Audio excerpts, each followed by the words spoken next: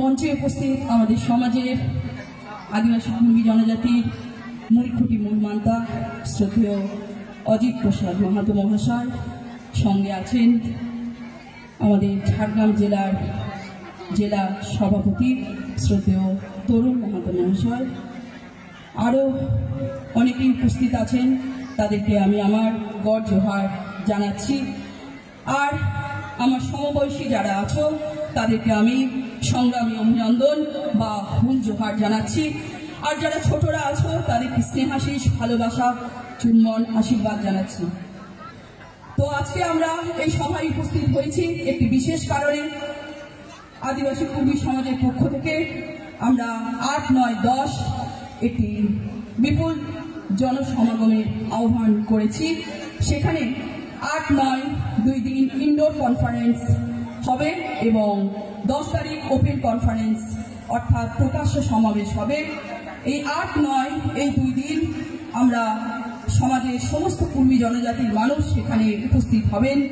সমস্ত স্তরের সমস্ত জায়গার, আসাম থেকে শুরু করে বাংলাদেশ থেকে শুরু করে ঝাড়খণ্ড, উড়িষ্যা সমস্ত অঞ্চলের মানুষ সেখানে উপস্থিত হবেন এবং বুদ্ধিজীবী থেকে শুরু করে চাকরিজীবী সকল স্তরের মানুষ, ব্যবসায়ী থেকে শুরু করে যে যেখানে আছেন সবাই সেখানে উপস্থিত হবেন এবং 8, 9 2 দিন চিন্তন মন্থন হবে। অর্থাৎ আদিবাসী কুর্মী সমাজে যা এতদিন ধরে যা আন্দোলন আমরা করে এসেছি, অর্থাৎ যে গণতান্ত্রিক উপায়ে আমাদের আন্দোলন দীর্ঘ 70 বছরের বেশি আমরা আন্দোলন করছি এবং এর আগে রেল টেকা, ডহর চাকা, মাহর দৌড় ইত্যাদি নানান কর্মসূচি আমরা গ্রহণ করেছি। গণতান্ত্রিক উপায়ে আমরা এই স্বাধীন ভারতবর্ষে স্বাধীন নাগরিক হিসেবে গণতান্ত্রিক উপায়ে আন্দোলন করার পরেও আমাদের কিন্তু কোথায় জায়গা হয়েছে? জেলে। এবং সেখানে শুধুমাত্র বন্দি করা হয়নি, আমাদের নানান রকম কেস দেওয়া হয়েছে, মিথ্যা মামলায় জর্জরিত করা হয়েছে। তো এতদিন ধরে আন্দোলনের যে নির্যাস, মানে কি হবে, কি কর্মসূচি আমরা স্থির করব না করব তা সম্পূর্ণভাবে জনসম্মুখে আমরা জানান দেব 10 তারিখ। তো আপনারা সকলেই উপস্থিত হয়ে সেদিকে সার্থক করবেন। আর আমি যেহেতু ঝাড়গ্রাম জেলার মহিলা নেত্রী হিসেবে আমি বলতে চাই যে একটি সমাজ আন্দোলন কখনোই এককভাবে সম্ভব নয়, কারণ মহিলারা ছাড়া প্রকৃত শিক্ষা কিন্তু আমরা বাড়ির সন্তানটিকে দিতে পারবো না। আর প্রকৃত শিক্ষা ছাড়া কিন্তু মানুষের চেতনা আসবে না এবং চেতনা ছাড়া কখনোই বিপ্লব হবে না। বিপ্লবে আনে কিন্তু মুক্তি।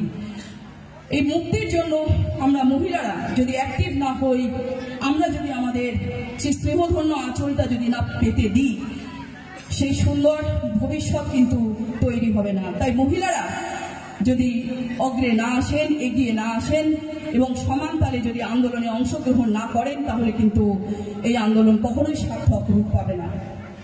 আর আরেকটি কথা আমি ছেলেদের উদ্দেশ্যে বলবো যে বাড়িতে বাড়িতে যেরকম মাদকাসক্ত বা মদের নেশা, অজিত বাবু এতদিন ধরে মানে বলে আসছেন মদ মুক্ত সমাজ, তারপরেও দেখছি মানে মদের নেশায় আমাদের যুব সমাজ আসক্ত হচ্ছে।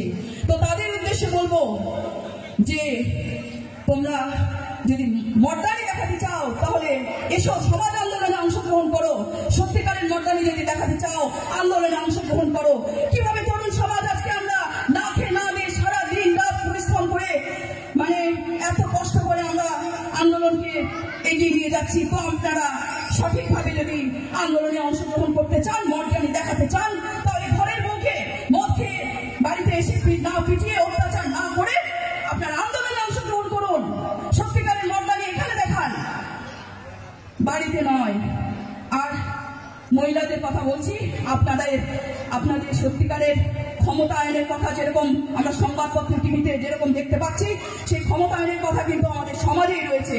আমাদের যে কালচার, রীতিনীতি, যে অনুষ্ঠানগুলি রয়েছে সেইগুলির মধ্যেই কিন্তু আমাদের সমাজের মহিলাদের অগ্রাধিকার দেওয়া হয়েছে। আমাদের যে টুসু, করম, যাওয়া ইত্যাদি যে নানা পরবগুলি রয়েছে, মহিলারা ছাড়া কিন্তু কখনোই সেগুলো সার্থক রূপ পাবে না। তাহলে মহিলারা সবসময় সামনে দাঁড়িয়ে আমাদের সবকিছুতেই পথ দেখান, তাহলে মহিলারা সবসময় আমাদের প্রাধান্য পান, তাহলে মহিলারা পিছু পা হবেন না। শুধু আমি কেন, শিক্ষিত হাজার হাজার তরুণ মানুষ মানে তরুণ সমাজ আজকে দরকার, শিক্ষিত মানুষ এগিয়ে আসুন। শুধু টাইম পাস করার জন্য আমরা কিন্তু এখানে আসিনি, টাইম পাস করার জন্য আমাদের শ্রদ্ধেয় অজিত বাবু কিন্তু আন্দোলন করেনি। এত বছর ধরে আমরা আন্দোলন করছি, আমরা শুনছি এটা তো টাইম পাস করা ঝুমুর আর ইয়ের আগ্রা মানে আখড়া, তো এইটা যেন তাদের সেই ভুল ভ্রান্তি ভেঙে যায়। আমরা টাইম পাস করার জন্য আসিনি। আর সত্যি সত্যি একটা আন্দোলন এত বছর ধরে চলতে পারে না, এর নিষ্পত্তি হওয়া দরকার, অধিকার আদায় করা প্রয়োজন আমাদের। আর সরকার বাহাদুর সবসময় আমাদের প্রলোভন দেখিয়ে যাচ্ছেন। কিছুদিন আগে একবার মহাকরণে ডাকছেন, এখানেও আমার গতকালই একটি মিটিং হলো, কিন্তু আমাদের কথা অনেক কথা বলা হলো, হাতির সমস্যা, আদিবাসীদের সমস্যা, কিন্তু কুর্মীর সমস্যা নিয়ে কখনোই, কুর্মী জনজাতির আমাদের সমস্যা নিয়ে কখনোই বলা হলো না। ওটা নাকি তাদের এখতিয়ারের মধ্যে পড়ে না। আর কত চালাকি হবে, আর কত বোকা বানানো হবে আমাদের। তো আমরা সত্যি সত্যি মানে বুঝে গেছি আজকে এই 21st মানে সেঞ্চুরিতে দাঁড়িয়ে আমরা বুঝে গেছি। আর গত ইলেকশনেও যেভাবে আমাদের কোণঠাসা করা হয়েছে, যেভাবে মানে আমাদের অত্যাচারিত করা হয়েছে, তো আমরা শিখে গেছি কিভাবে রাজনৈতিক কৌশলে তাদের জবাব দিতে হবে, কিভাবে আমাদের সংগঠিত হবে। আর সেই কারণেই আপনারা 10 তারিখ সেখানে উপস্থিত হবেন ফুলহুলিতে। ফুলহুলির টারে আমরা 20 লক্ষ মানুষের যে সমাগমের আহ্বান করেছি, সেখানে আপনারা উপস্থিত হবেন। আপনারা এখানে গরম ঠাকুরের নামে শপথ করে আমাকে হাত তুলে জানান যে আপনারা এখানে যারা উপস্থিত হয়েছেন এবং এলাকার যত মানুষ আছেন, অধিকাংশ মানুষ যেন সেখানে উপস্থিত হবেন। আমি একটাও হাত এখানে দেখতে পাচ্ছি না, আপনারা হয়তো কেউ যাবেন কিনা বুঝতে পারছি না। মহিলারা আপনারা হাত তুলে আমাকে আশ্বস্ত করুন, আমি চিন্তায় পড়ে গেছি এরকম দেখে। একটু আগে কথা বলে এলাম যে বলছে দিদি বাস বুক হয়ে গেছে, তো সত্যি খুব ভালো লাগছে। আর বেশি দীর্ঘায়িত করবো না, এখানে অনেকগুলো মানুষেরা উপস্থিত আছেন। তো শেষে আমি একটাই কথা বলবো যে আমরা দীর্ঘদিন ধরেই, প্রায় 1000 বছর ধরে কিন্তু আমরা এখানে কুর্মী জনজাতি সহ কোল, ভিল, সাঁওতাল, মুন্ডা সমস্ত জনজাতির মানুষ আমরা একে অপরের সাথে সখ্যতার সাথে অত্যন্ত সৌভাগ্যের সাথে বসবাস করে আসছি। আমাদের মধ্যে কিছু বিভেদ নেই। বাইরে থেকে কিছু উস্কানিমূলক কিছু রাজনৈতিক কৌশল চরিতার্থ করার জন্য আমাদের মধ্যে বিভেদ সৃষ্টি করার চেষ্টা করলেও তারা কিন্তু তা পারবেন না, কারণ আমরা এতদিনে বুঝে গেছি আমাদের বিপদ আপদে কিন্তু আমাদের একে অপরকেই প্রয়োজন এবং এগিয়ে আসতে হবে। তাই ওই যে রবীন্দ্রনাথ ঠাকুরের একটি কথা, হেথার্য হেথা অনার্য হেথার দাবি চীন, সব হুন্দল পাঠান মুঘল এক দেহে হলো লীন। সুতরাং সমস্ত জনজাতির মানুষ আমরা এক জায়গায় বসবাস করবো। ক্ষত্রিয়, বৈশ্য, মুসলিম, খ্রিস্টান থেকে শুরু করে যত হিত বিধান, যত জনজাতির মানুষ আছেন সবার সাথে সখ্যতা বজায় থাকবে। শুধু আমাদের অধিকারের দাবি যে জাতিসত্তার আদায়, এখানে তারা আপনারা সাপোর্ট করুন এবং আমাদের এই জাতিসত্তার অধিকার আদায়ের জন্য যে দাবি, ন্যায্য দাবি, অধিকার আদায় করার যে দাবি, গণতান্ত্রিক উপায় যে আমরা আন্দোলন করার জন্য যে এত বছর ধরে আন্দোলন করছি, তাকে আপনারা সাপোর্ট করুন।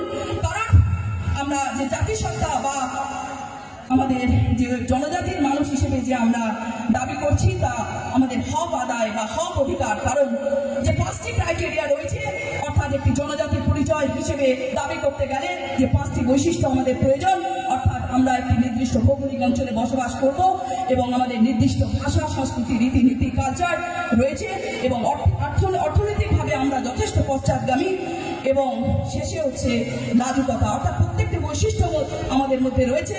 তাই আমাদের এই হক অধিকার আদায়ের যে হক অধিকার, এই দাবিটি কিন্তু আমাদের ন্যায্য দাবি, হকের দাবি, হকের লড়াই।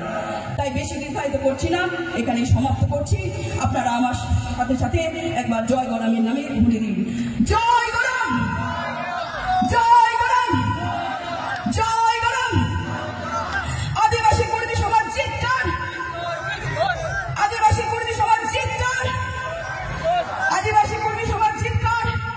গরম ঠাকুর কিন্তু আমাদের, একটু আগে দেখলাম আমি টুসুর একটা মন্দির, আমাদের ঠাকুর দেবতা কিন্তু মন্দিরে থাকে না, থাকে জঙ্গলে, আমাদের এই লোকালয়ের বাইরে জঙ্গলে থাকেন। তাই